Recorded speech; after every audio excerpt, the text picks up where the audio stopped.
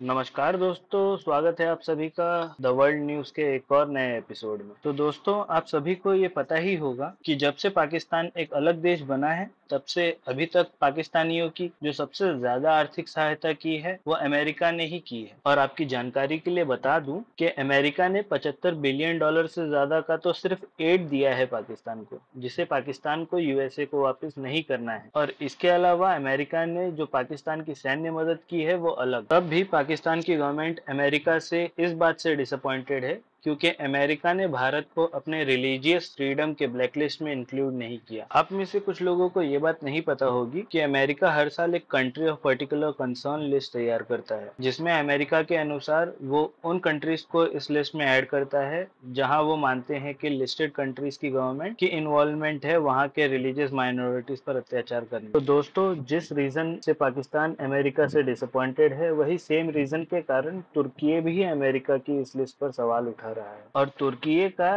कहना ये है कि आपने चाइना और ईरान जैसे देशों को तो इस लिस्ट में ऐड किया, लेकिन भारत को इंक्लूड नहीं किया है। और जब वेस्टर्न मीडिया ने यही सवाल अमेरिका की गवर्नमेंट से पूछा, तो अमेरिका का कहना यह था कि भारत एक विशाल देश है जहां पर कई रिलीजन के लोग एक साथ रहते हैं, और भारत एक ऐसी डेमोक्रेसी है जहां पर सभी धर्मों के लोगों को सामान्य अधिकार प्राप्त है, और भारत डिजर्व नहीं करता इन देशों की लिस्ट में आना। तो दोस्तों, आप जानना चाहोगे कि इस लिस्ट में कौन कौन से देश इंक्लूडेड है? तो चलिए आपको कंट्रीज के नाम के साथ उनका काम भी बताता हूँ कि क्यों ये इस लिस्ट में शामिल है। तो दोस्तों, पहली कंट्री है चाइना, जहाँ के विगर मुस्लिम्स के ऊपर जो अत्याचार हो रहे हैं, आज पूरी दुनिया में इस इशू के ऊपर बात हो रही है। दूसरी कंट्री है हमारा पड़ोसी पाकिस्तान, जहाँ पर सभी को पता है कि सिंधी, हिंदू, बलोच और अन्य माइनॉरिटीज को कोई राइट नहीं दिया जाता है। अगली कंट्री है अरित्रिया, जो कि एक अफ्रीकन कंट्री है जहाँ पर रिलीजियस माइनॉरिटीज पर काफी अत्याचार हुए हैं। अगली कंट्री है नॉर्थ कोरिया, जहाँ के बारे में आप सभी को पता होगा कि ये देश प्रॉपर डिक्टेटरशिप फॉलो करता है और वहाँ पर लोगों को कुछ खास राइट्स नहीं दिए जाते। इसके बाद नंबर आता है म्यांमार का, जहाँ पे आप सभी को पता होगा रोहिंग्या मुसलमानों का इशू है। फिर है ईरान, जहाँ का हिजाब विवाद काफी न्यूज में था। इस लिस्ट में अमेरिका ने तजिकिस्तान, तुर्कमेनिस्तान और सऊदी अरेबिया को भी इंक्लूड किया है। और इन देशों के बारे में अमेरिका का कहना यह है कि यहाँ पे